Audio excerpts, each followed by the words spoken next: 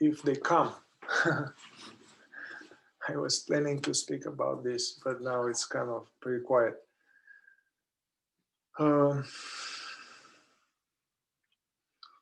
Yeah, in the fourth way tradition, which is part of the progressive path, and it can be extremely helpful.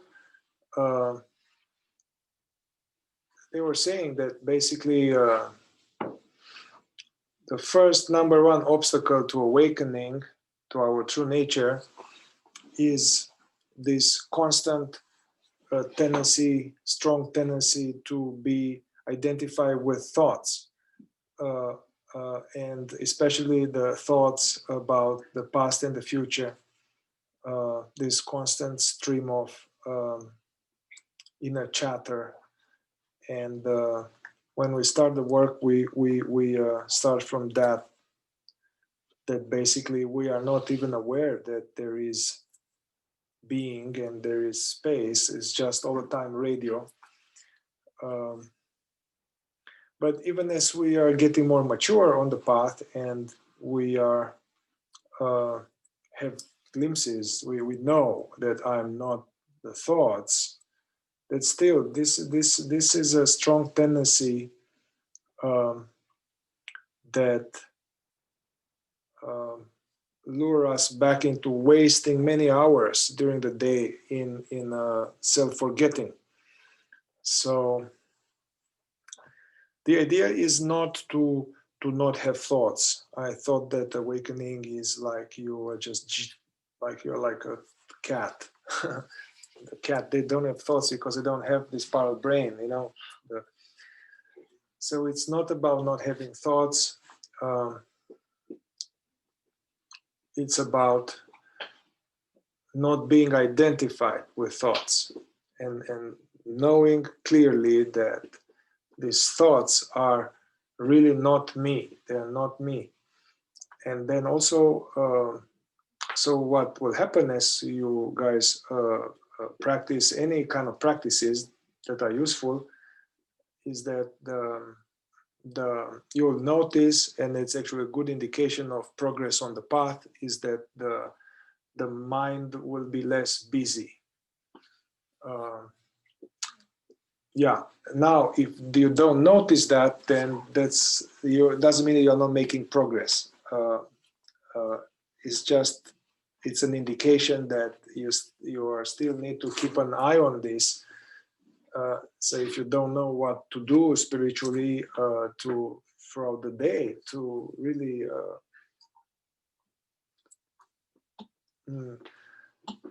snap out of all this useless thinking and to come back to the present, you know, the present, and using because the present what's real, and so using the senses, using like hearing, sensing the body, so using this attention to stay with what's here. I had a teacher who said it's better to study the grain of a table in an empty room than to be checked out about some other time, you know. So now other things about thoughts is that there are different types of thoughts. So some are harmless, and some are very problematic. So the thoughts that are harmless are thoughts that are about the truth, thoughts about the work, about consciousness or insights and things like that. They are, you know, helpful. Also, practical thoughts, they are not a problem. You know, I got to put gas, I need to pay the taxes. You know, having thoughts about what's relevant to our operations. This part of the mind serves like an assistant, so it's kind of so those are not a problem. Creative thoughts, which could be creative thoughts about our particular, you know, you have some thoughts about the craft that you're doing, or I have creative thoughts about, you know, solutions or something. They actually arise out of our freedom, you know. The practical thoughts are impersonal. The creative thoughts are impersonal. They all arise like this naturally. Even thoughts about the truth are impersonal. So the only the problematic thoughts are the ones that are personal, and they're about me in the past or me in the future, and and so especially these things about comparing myself with others, anything to do with judging others or judging myself or criticizing others and myself, or anything to do with self-pity or self-deprecation, or some people have vanity, arrogance, superiority thoughts.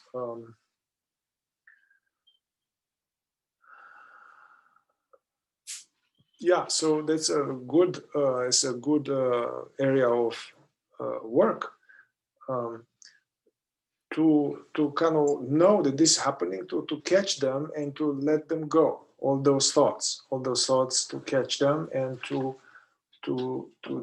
train ourselves to live more and more in the present. Um,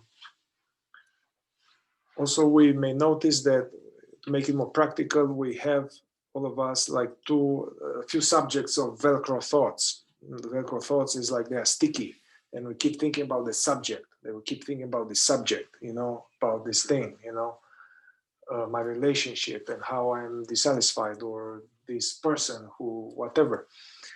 So that's the idea in the fourth way, that actually is good to identify our most sticky thoughts, because they reveal our area of identification, uh, um, and yeah, that requires more investigation there, of the particular area, because the thoughts, they just bubble out of this sticky emotional stuff.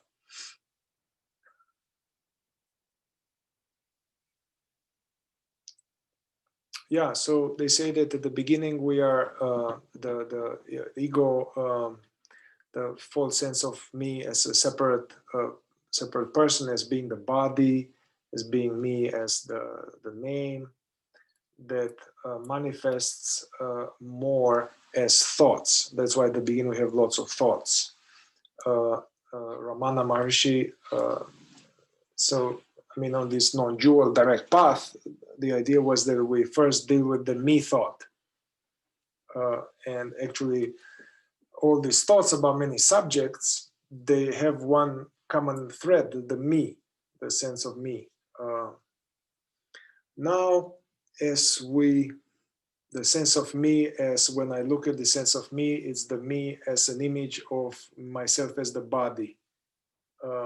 And yeah, my teacher speaks about, I mean, not just him, but in this tradition, that the core obstacle to peace and awakening to our true nature, and then peace, is believing that what we are, this presence, is this man, this person, as the body. Okay, so now for some of us, we may have or result as results of or one more thing. If we have a lot of trauma, or a lot of trauma, or this kind of unresolved, unprocessed stuff from the past, this also generates lots of thoughts. Yeah, even if we are really sincere on the path and practicing a lot of meditation or presence, um, the area where we have unresolved emotional stuff generates a lots of thoughts. So what I noticed with myself and others is that if we kind of process deeply that particular area, then the charge of the preoccupation with that and the thoughts about that kind of diminishes. And to move on,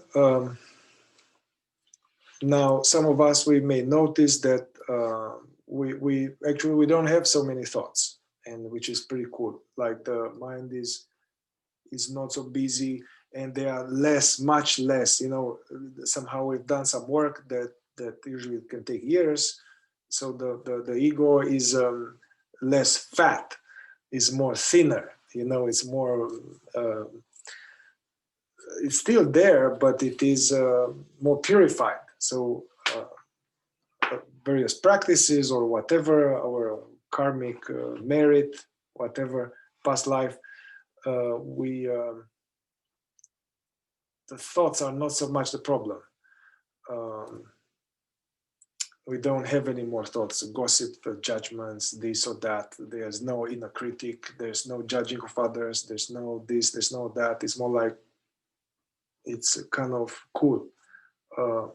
So then we still have to deal. So basically we are still, the next level is to the sense of the false identity shows up as some feelings, some sense of separation, some even if we've done a lot of work, and we don't have so much, frustration, rage, impatience, stuff like that, then we are coming more to the bottom of the barrel.